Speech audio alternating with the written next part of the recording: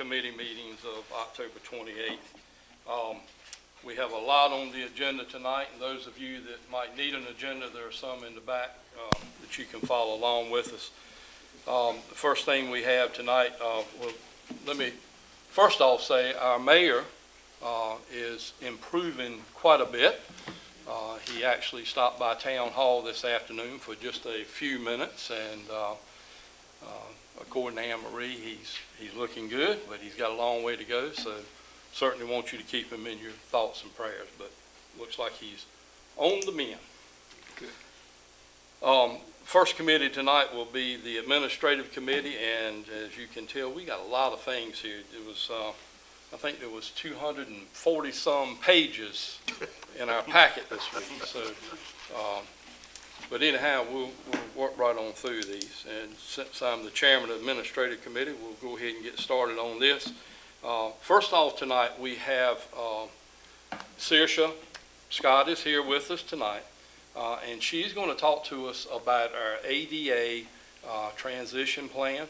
I don't know how much you are already responsible for, except what I've read here, but people are really thinking, man, we must be the most ADA compliant town there is with all the sidewalks and the cuts and all that. So, you know, in my business, they tell you to shoot everything that flies and claim everything that hits the ground. Take credit for it. We wait your report.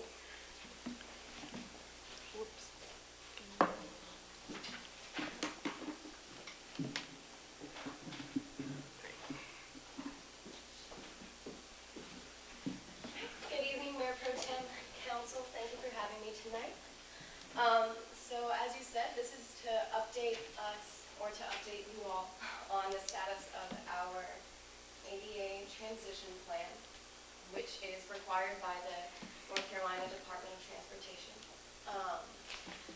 So I thought we'd start off here by kind of, in August, when we were given a lot of citations for non-compliance from the NCDOT. And these are pretty much listed one by one, everything that we had not yet done for this. And so at this point, I wanted to go through, and everything that's being highlighted in green here are now things that we have fully completed. And the only things left that we really need to add to our plan is that we currently don't have a schedule or plan for moving barriers. And that should be added to the transition plan that that Anne Marie sent you this week. And then we haven't officially adopted our ADA transition plan, so that's why this bullet point is still here.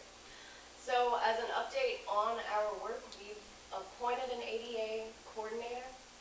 We've put position statements on our website. We have a grievance procedure that has also been listed on our website. And our self-evaluation has been completed and it is included in the ADA transition plan. So that has included going around and taking pictures of and surveys of all of our town facilities and common walkways. And we've also, on October 15th, I believe, we had a public input session, and we had several people show up to that, and they added comments as to things that they have found in accessibility and to things that we can do to address those concerns, which I think is a really cool part of going through this process, is that it's created a little bit more awareness for accessibility issues in Edenton and in general, and it's also been a way to engage our community members and really get their feedback in ways that will actively benefit their lives, and that's a really good thing. Let's see, and that was also a section of non-compliance that has now been addressed, so you can see that in green here. The next thing I wanted to share are just kind of community benefits that are in addition to creating this plan, and because it's required.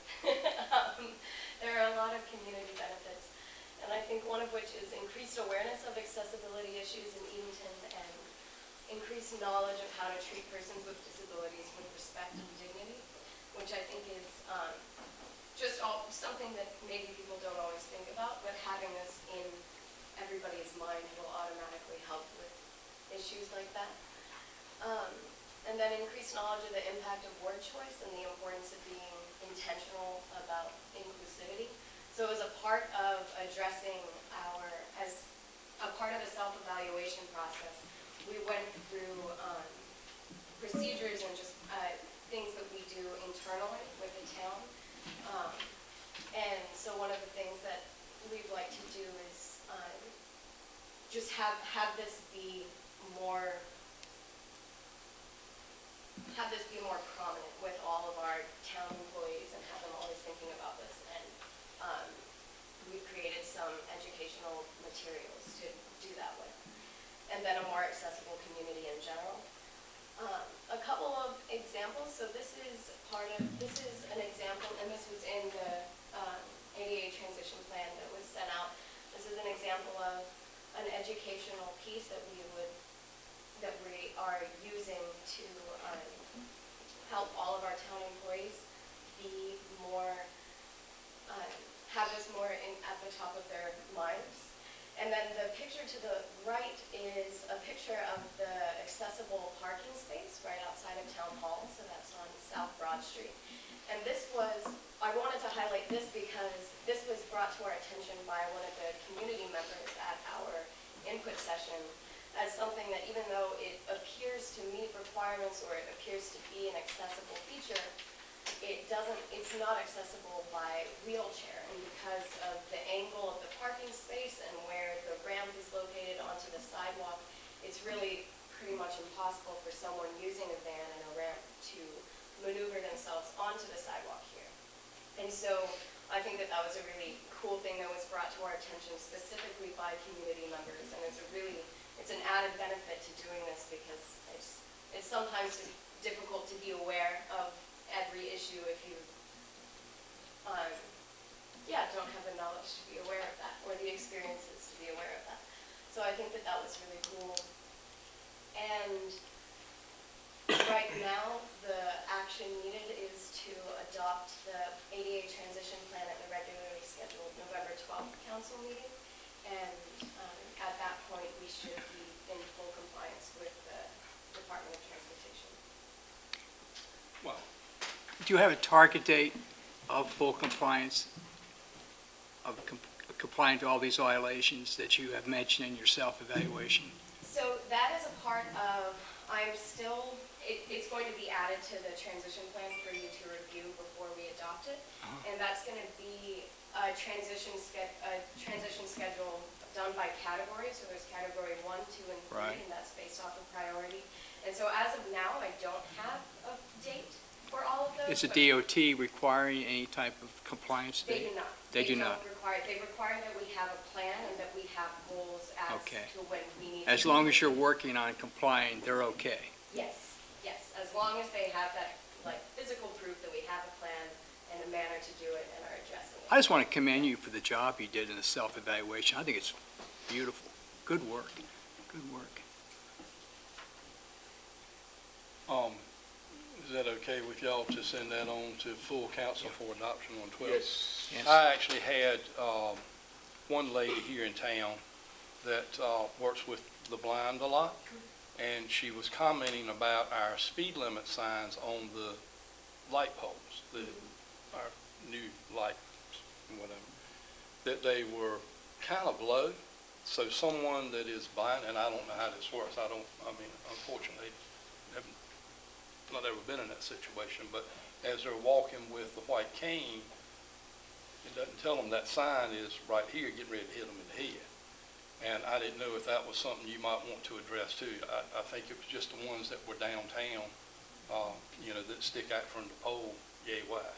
That's something that we would absolutely love to address. And it's things like that are community, that come from community members' experiences, that is what we're really hoping to get out of having community members review this and get their input. So I would love to address that and have that included in this. Okay. Mayor Pro Tem. Yes.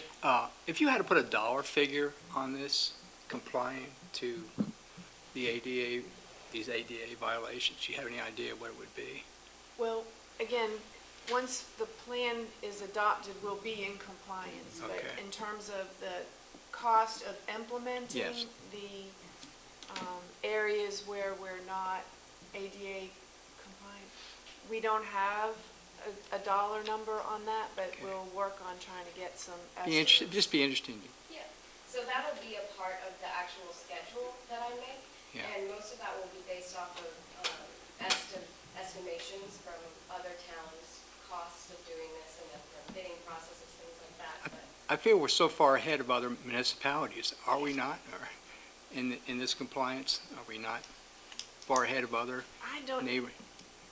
this whole process has been an eye-opener to Okay. me because DOT evidently got audited by the federal government, and they have in turn been auditing local governments who have received a certain threshold of federal transportation dollars. I do know from Saoirse that a number of the towns and cities that have Lead for North Carolina Fellows, this was a project that others were working on too. So I kind of feel like we're right in there with Okay. everybody else. Okay. Except really excited about our plan and the work that, That's as you good. said, it's comprehensive and it's, Yes. I think the goal to be more aware from a community standpoint, but then also to have town employees be aware is really important. Gotcha. Anyone else? Thank you so much. And I guess you're up next for the update on the minimum housing code research and recommendation. yes, thank you. No PowerPoint, no action needed tonight. This is just, No action Just to needed. hear. this is just information for you.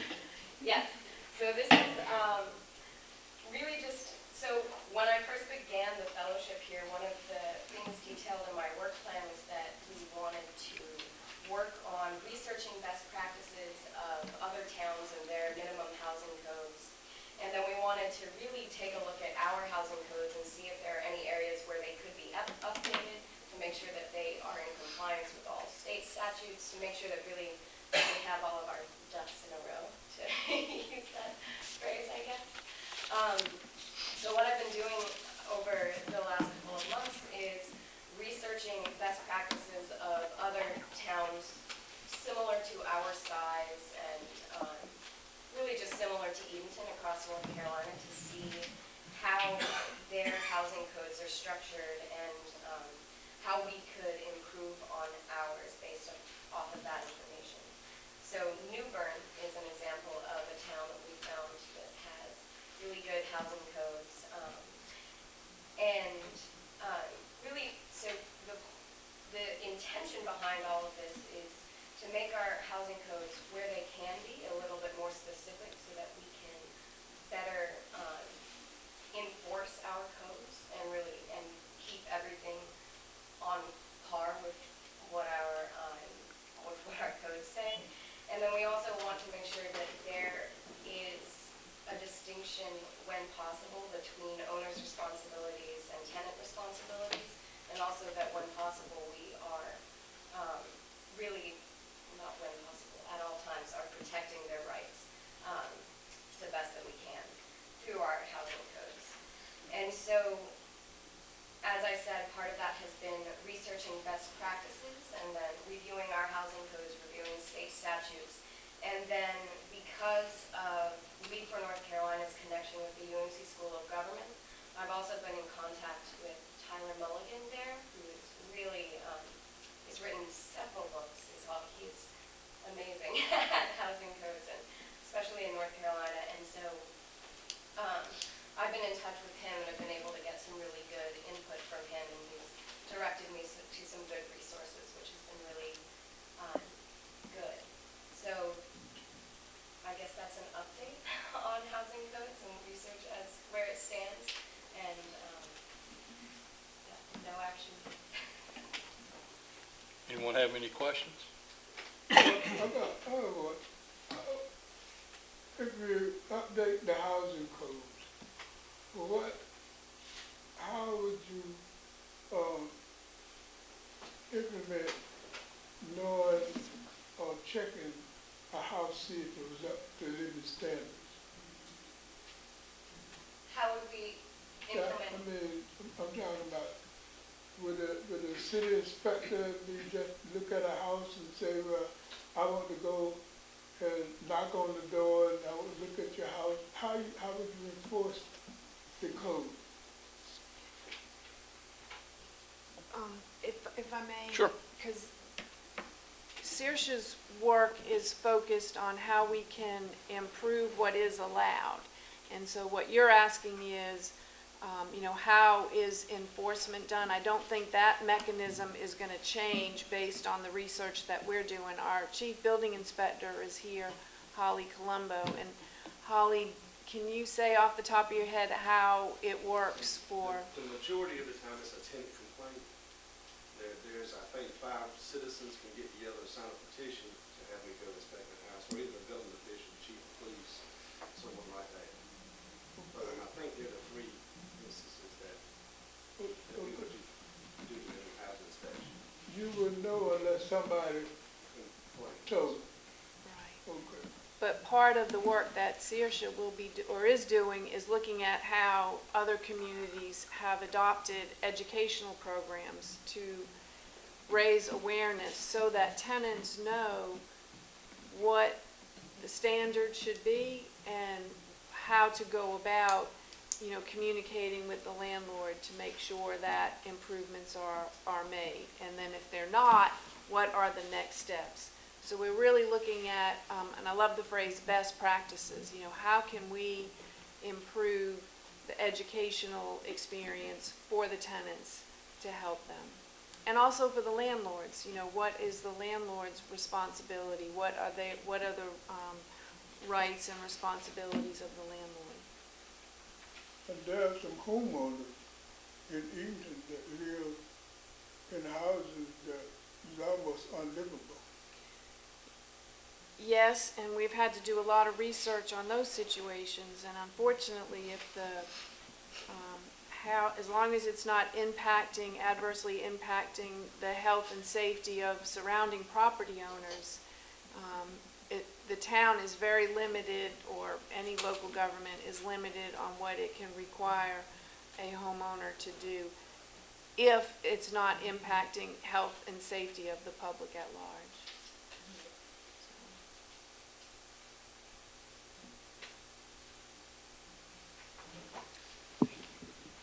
Thank you so much. I mean, you went to two great advisors. You went to Tyler and you went to UNC School of Government. That's 2 great places to get good information. Yes, sir. Thank you for your reports.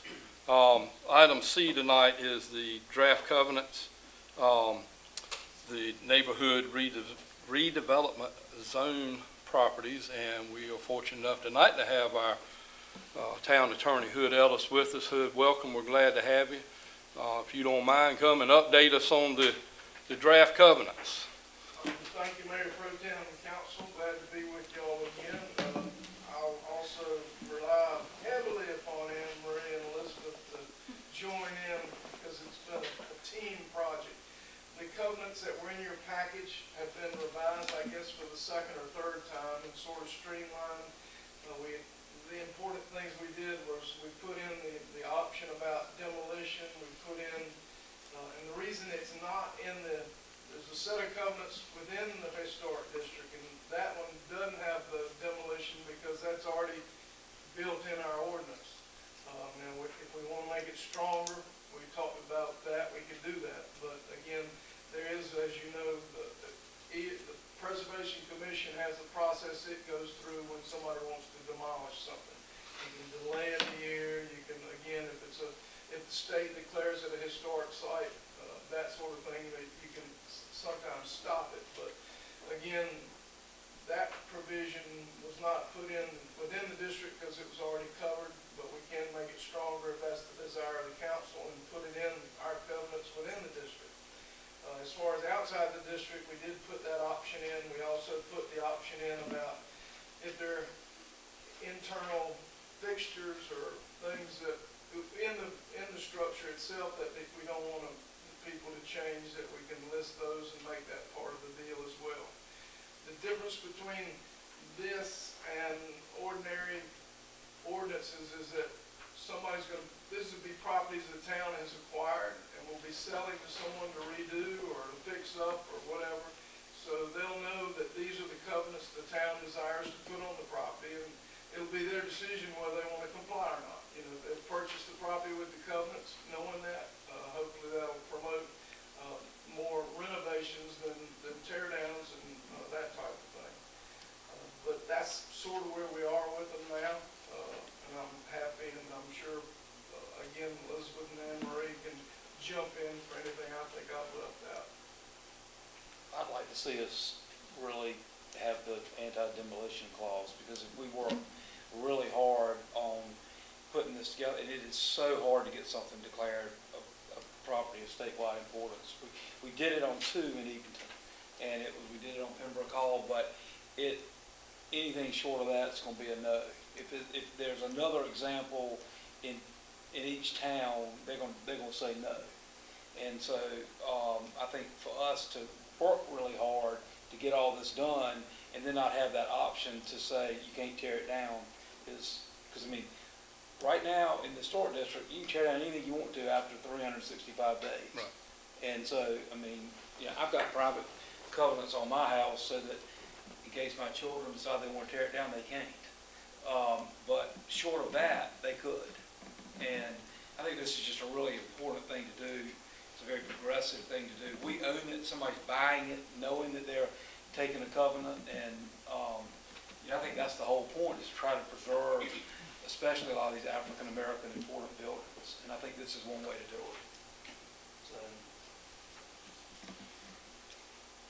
Any other comments, questions? Well, you got them. Right now.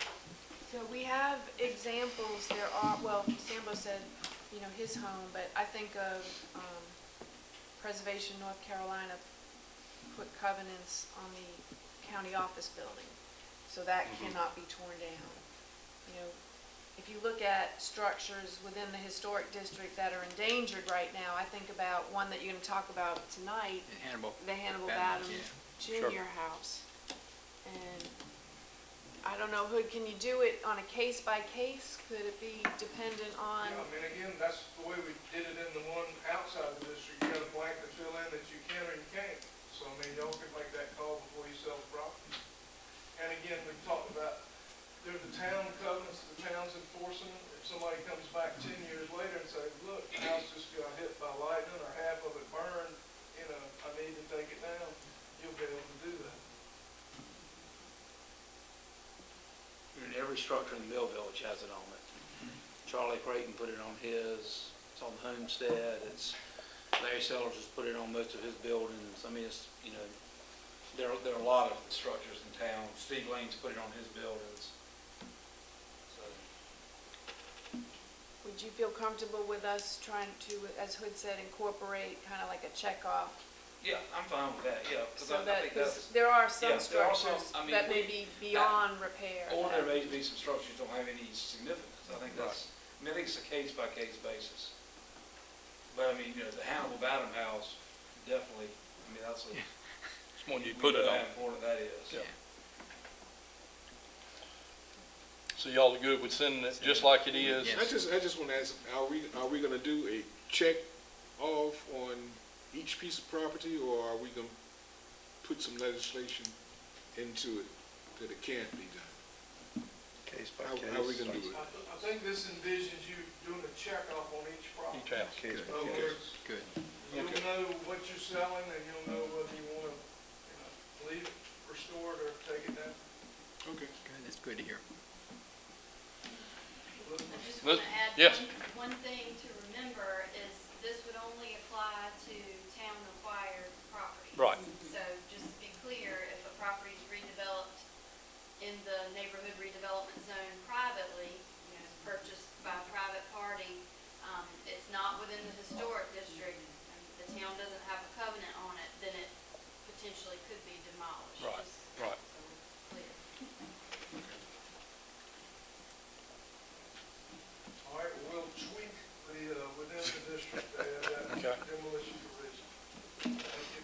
we'll send that to full council for the November 12th meeting. Okay, Elizabeth, you're up next with the acquisition of 133 East Gale Street. Well, thank you. Good evening, everybody. And I am just brief, and here's the good news. The Hannibal Batten Senior House, which is 133 East Gale Street, so it's on the same side of the street as Cadiz Church, but it's closer toward the Oakham Street Inn, was built by Hannibal Batten Senior as his home place, and right next to it, he built the Evelina Batten School, which is a smaller white frame property. This house, at some point, was bricked in, so it's now a brick house. Underneath is a wood frame house. The owners of the property, the lady is an older lady that lives out of town, purchased the property from some Batten heirs years ago with the intent that she would fix up the home as a vacation spot for she and her family. That dream is kind of swept away now that she's older and some health problems have come into place. But her children reached out to town just in the hopes that we might have a program where the town purchased significant property in the area. Had not heard about the neighborhood redevelopment zone program, but we were certainly glad to see them. We've had the appraisal done, the title work is done, and we are working on an offer and contract for you to review at your next meeting. So this very significant home will soon become one that can be redeveloped, and that's just really important. It's on East Gale Street. I think Councilman Dixon said in a speech earlier last week, for Ms. Ingalls that you gave, that at one point Francis Ingalls said about Cadiz Church that we can save this and we can save all of East Gale Street. So to me, this is another step showing that the town has really committed to that dream. So good news. Thank you. It is. That's great news. I have a question. Yes, sir. How much money is it gonna take to repair either one of those houses? How much can the city put in it? Or I know HUD, they have a limit on how much money to spend on a house, redeveloping the house. Right. Yeah. It's gonna cost more to rehab the house like it is than it costs to build a new house. For sure, in some cases, I definitely agree that that's the case. We are lucky in Edenton and in North Carolina to have people that feel that there's worth in preserving the structure, even if it costs more than it would cost to build new. Luckily, the Hannibal Batten Senior House is in pretty good shape. It truly is. I've been in it, walked around in it.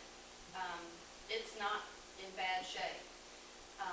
That's relative, I know, but it definitely is salvageable and can be a great home for someone in the future. I know Saoirse is going to talk with you a little bit about the Hannibal Batten Junior House, which is down the street, and its condition is much more dire. But the State Historic Preservation Office has told me, and it's in our East Gale Street video, on the importance of the architecture of East Gale Street, that house, although it looks to be in terrible shape, a lot of the damage is cosmetic. There are certainly some structural problems. That's definitely the case, but it can be saved at this point. And what our hope is through the Neighborhood Redevelopment Commission is that we can prevent houses from becoming so bad off that they cannot be saved and rehabilitated. So, short answer, the person who buys the property from the town is going to be their worry about how much it costs. We're purchasing at market value for the condition that it's in right now. And also also the federal government gives you, has a program that gives you money off your federal taxes if you restore significant historic structures, and they'll qualify. So you can get up to about 30% of what you put in back off your federal taxes. So it's almost, you know, the government, the federal government and the state government both see that as a lofty goal.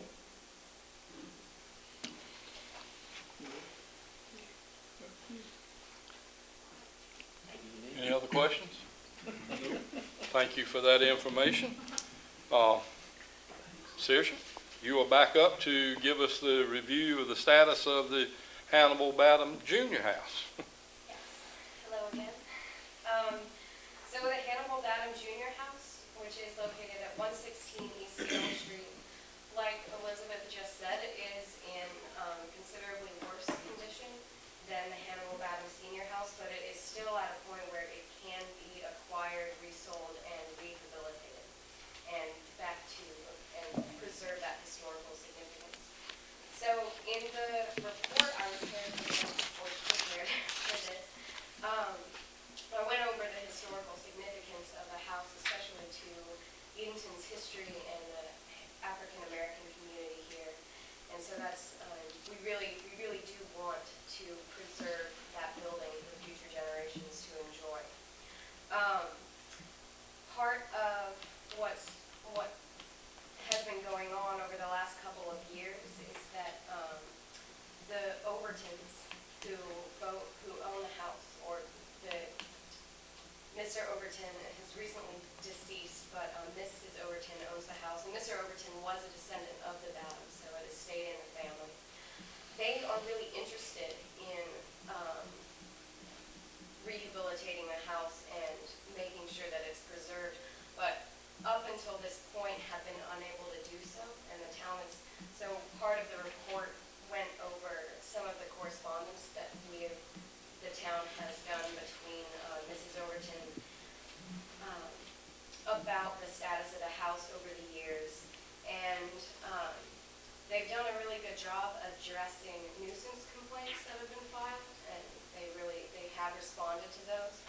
But what we haven't been able to see so far, over the last year, we've extended several deadlines for wanting them to either find a contractor to either sell the house or to find a contractor and who is willing and able to make all the repairs necessary to preserve it, and then also submit a plan for that. Mrs. Overton hasn't done that yet. I believe Anne Marie reached out to her as recently as last week, and Mrs. Overton responded saying that she has found a contractor and he is going to come out and conduct an assessment of the property in early November. But if that doesn't end up being successful, we are recommending at this point that the council begin to acquaint itself with the property acquisition process if the possibility arises that we do need to acquire the property to fully preserve it. Do you kind of feel that's where we're headed? What do you? Certainly hope not. Yeah. Mrs. Overton told us that we had given her a list of engineers and contractors that was provided to us from the State Office of Historic Preservation, people in the region. And she lives out of state, so it's difficult to try and coordinate all that when you're not here. But she did tell us last week that she has an engineer that was on the list from Virginia that has agreed to come and do an assessment for her. So we're hoping that comes to fruition. But if it doesn't, then unfortunately I think you all are going to have to look at taking some actions. And so we met with Hood, Saoirse and Elizabeth and I met with Hood last week and asked him what would be the next steps, and so he prepared a report, and if you want to hear that. Absolutely. I just want to add, this one's a superstar. Yeah. This is the, It is. I mean, this It's is, the creme de la creme. this is the best one. It is. Yeah. This is this thing's got statewide borders, this thing's got it all. Mayor Pro Tem, in a nutshell, you as the town council became the redevelopment commission when you adopted that resolution back in 2014. So that enables you to have the powers under Article 22 of Chapter 160A of the North Carolina General Statutes, which does give you a limited right of eminent domain in the case of a redevelopment project.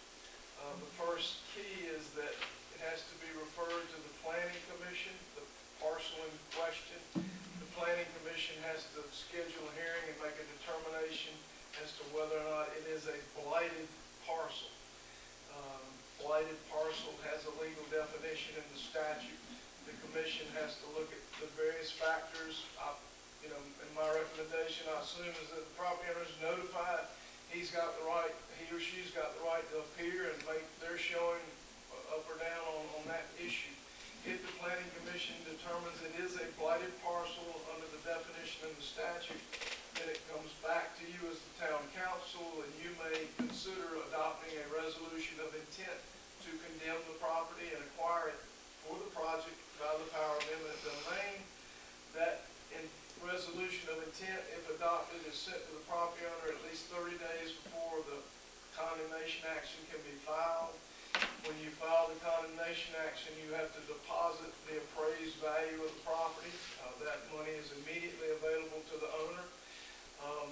The title to the property doesn't vest in you as the redevelopment commission for a period of time to give the owner a chance to answer the complaint. And if the owner contends it's not a blighted parcel or for other reasons the town shouldn't be able to condemn it, those issues are resolved by the court before the proceeding proceeds. If you're ultimately successful in that proceeding, then that's how you would acquire the title by eminent domain. And again, the owner is compensated by the amount of the appraisal, or this issue of just compensation can be tried before the court, and the owner can prove that it's worth more than that. And then the property's, again, available in your inventory to be sold. Is this redevelopment program, is this for a special project in Edenton?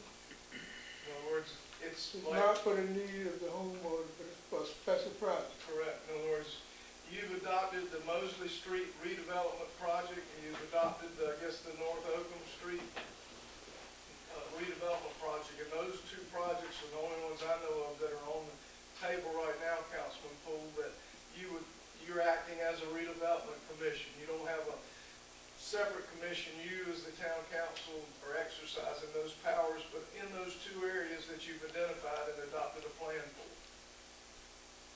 Okay. In other words, this authority wouldn't exist if the property was outside the plan. Can I ask a question? Absolutely. How long are we gonna give the owner to see, because they say they've getting an engineer to come down and look at it in November? How much time is the committee gonna give them to see if they're gonna do some work on the house? Do you want to respond? I mean, what y'all have talked about so far? Sure. We expect, and I think Ms. Overton said either it was like November 6th or November 10th, by the middle of November, an engineer would be on site doing the assessment. I assume that it would probably take 30 days for the engineer, after he does his site visit, to write a report and submit it to Mrs. Overton. So I have asked her to give us a copy of the proposal, so we'll know who the engineer is and what the date is, and, just to show good faith that effort is being made, and I'm sure she will do that. But, with the holidays, I would say that come January, if there is no concrete plan, then we would come to you and ask you to start taking steps. Okay. And we'd let her know at that point in Sure, time, yeah. absolutely. Yeah,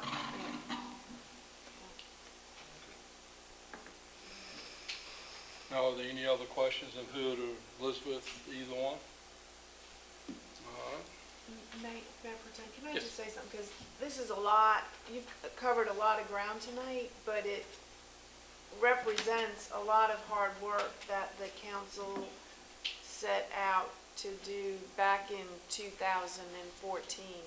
And those of you that were here then remember the consulting planner, Dale Holland, who helped us get to that point. It took a lot of time, money, and effort to get the redevelopment zones to a point where they could be certified and adopted.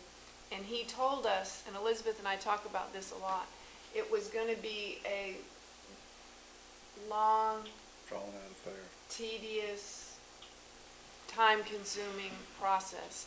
I don't think we realized how long it would take, but I think it shows, you know, the council continuing to push staff and to push us to keep moving forward to get to this point. You're on the verge of some really good things starting to show from the town's standpoint, and the town's commitment early on has spurred, I believe, other people, private developers, to have confidence that good things were going to happen. And so you're seeing private investment take place, not necessarily in the zone, but really close to surrounding properties on the east side and west side. So I think you need to kind of say, wow, you know, we've been working really hard, and we're almost across the finish line to score some wins where we're going to see really good things happen for those neighborhoods. And if I remember correctly, the neighborhoods, the people that live in those neighborhoods really wanted this because absolutely. they want to have people living in their neighborhoods again and not just have blighted houses. This is one way to do that. Thank you for that comment, because you're exactly right. There was a lot of time, effort, money, a lot of things done to get to where we are now, and maybe to make it a little easier to do it again one day. Item F that we have tonight is a monument on the historic Providence burial ground. And Saoirse is going to bring us that report also. Anne Marie, as y'all saw in your updates, wrote a really nice article about how all this came about, but I'm not going to steal your thunder. You go for it. So recently, I'm sure if you've read the update, then you are familiar in some aspects with this project. And this has been a really cool project for me to work on over the last couple of months. Especially, it was a privilege of mine to be able to show Mr. Lawrence and Dr. Moss around Edenton on September 26th. And we hosted a small reception here for her that Councilman Stallings and Mayor Vaughn were able to attend, and it was a really good little reception. This is a project that's really near and dear to Dr. Moss's heart and also to Mr. Lawrence. They're working on creating a monument that would be placed in Providence burial ground, so that's on Martin Luther King Avenue in Edenton, and that would be in honor of two of their ancestors, Thomas Patience Lawrence and Crowder Patience Lawrence, who both served in the African American regiments in the Civil War. And they were both from Edenton as well. So this monument would really be in honor of their memory and their sacrifice and service to the United States and to Edenton. Right now, we have finalized designs for the monument. We have a monument company that we are working with, and we are prepared to order it and have it installed hopefully in early January, and then with a dedication ceremony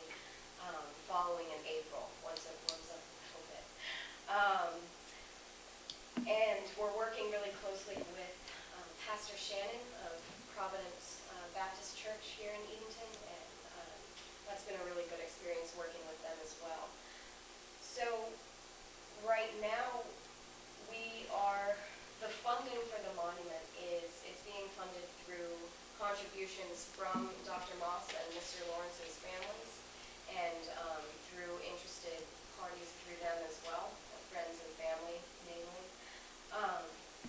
And we are asking that council move to approve a donation to help fund this monument of $500. And the total cost of the monument is going to be $1,441. So this would fund a significant part of it, but it would not fund it in total. And we'd ask that you remember the contribution that you recently approved a couple months ago to the World War I Centennial Project in North Carolina, and that was in the same amount of $500. And a lot of what we've been talking about tonight is preserving history and really honoring history in Edenton. And we believe that this is a project that would really fall in line with that theme and with something that we care about as a town. Is this a bronze marker? No.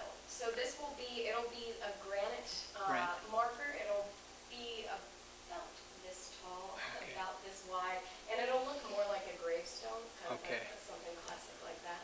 And, yeah. My memory serves me correct from the notes.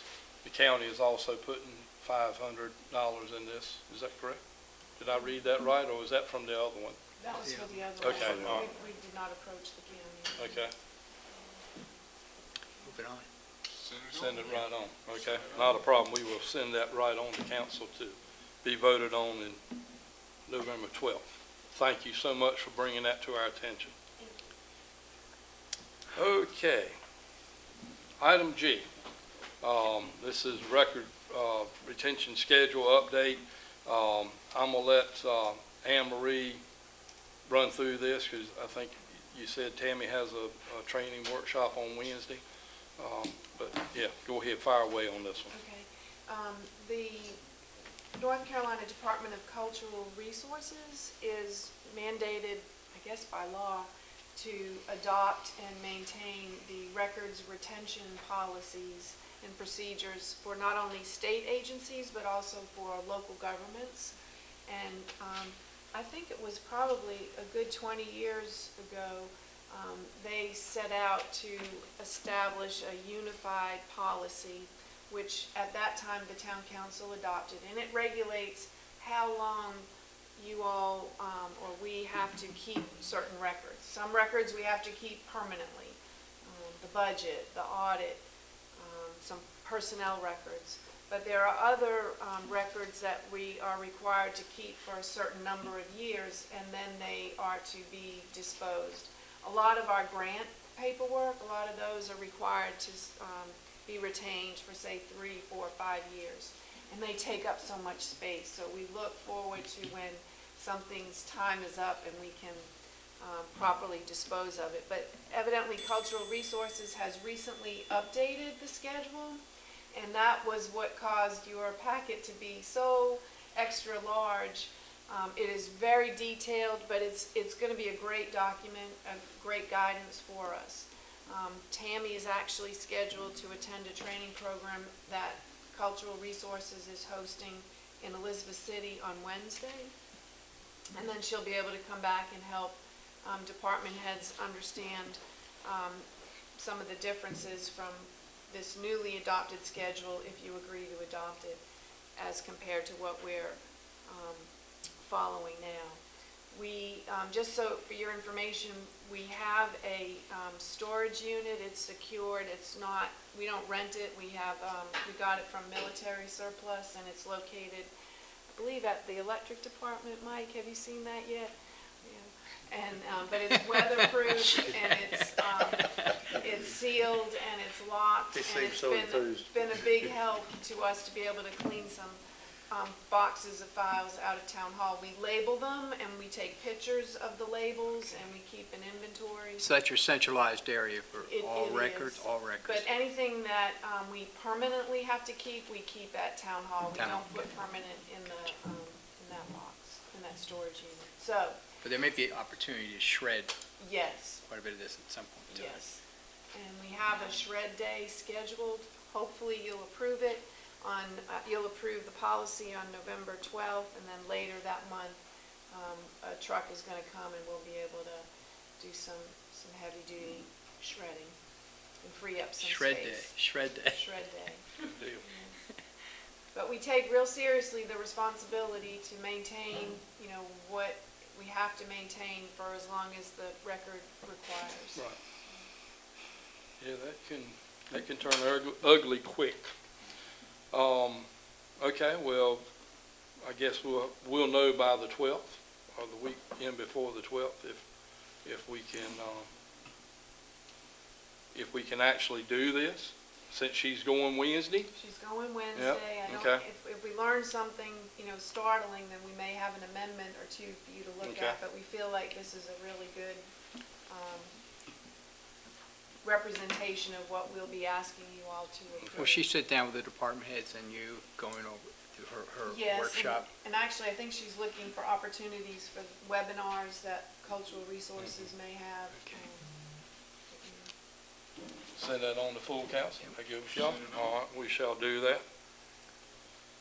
Okay, and last but not least, the pre-employment physicals and non-emergency on-the-job injury agreement.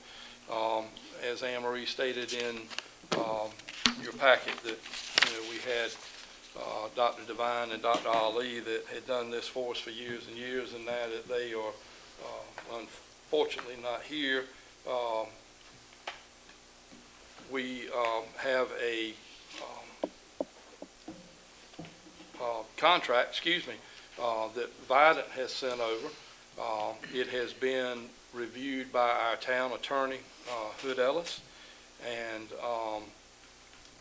he is hoping to have all of the questions that he had. He reviewed it, saw a lot of things that maybe he didn't like, which is why we have him. I guess we will get a full summary of what he didn't like and the answers that he got back from Vidant in time for our November 12 meeting. But so hopefully we would agree to send that on. But if there's something that they can't work out, we can always take it off the agenda. Snatch it off, yes. Good with that? Good with that? Yes, sir. All right. We are Is this with the done. hospital, Chuan Hospital per se, or is this with another doctor's office that's with Biden Hospital? Dr. Bond and Okay, others. Gotcha. All right, that does the administrative committee. Next is the finance committee. We have Councilman Dixon. Yeah, we have two things on, very short, the capital project ordinance and street repair and resurfacing. Do you have anything you want to add to the figures that were in the packet?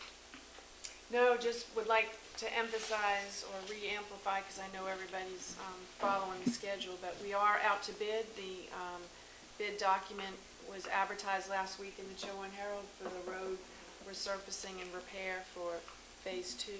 We'll open bids November 14th, and hopefully you all can award or make an award contingent upon the financial package that Virginia will solicit from banks.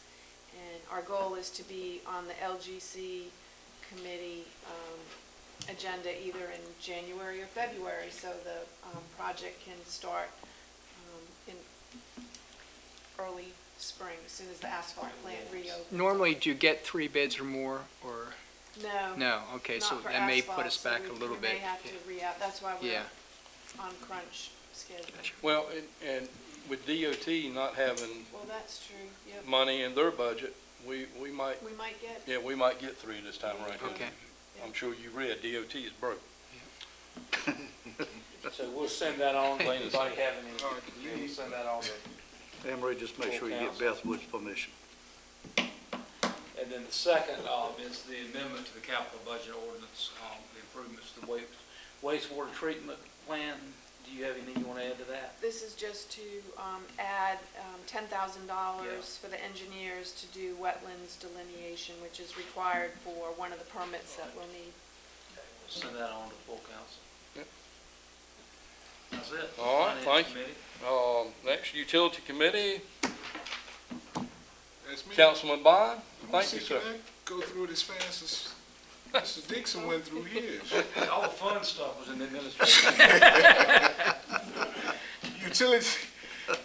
Utility Grant Administration Service, Peanut Drive, Paradise Road, Water Main Grant. We've talked about this on numerous occasions. We set aside $6,000 at our last meeting for this development, for the engineering. Anne Marie, did you have anything that you want to put to this? I think you got it. Okay. Send this up to the council, if everybody, Yes. everybody agree? Yes. Okay, we'll send it. Corey, did you have anything that you wanted to say? You sure? Okay, okay. Second one, Amendment Engineering Service 2018 Wastewater Treatment Plant Improvement. This was an amendment for the engineering service agreement with Wooten Company to perform on the wetland. We've talked about it.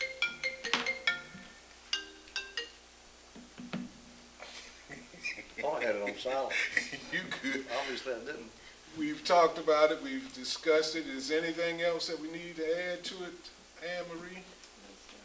Corey, we good? Send that on up to committee, to council meeting, okay? I'm through. Good job.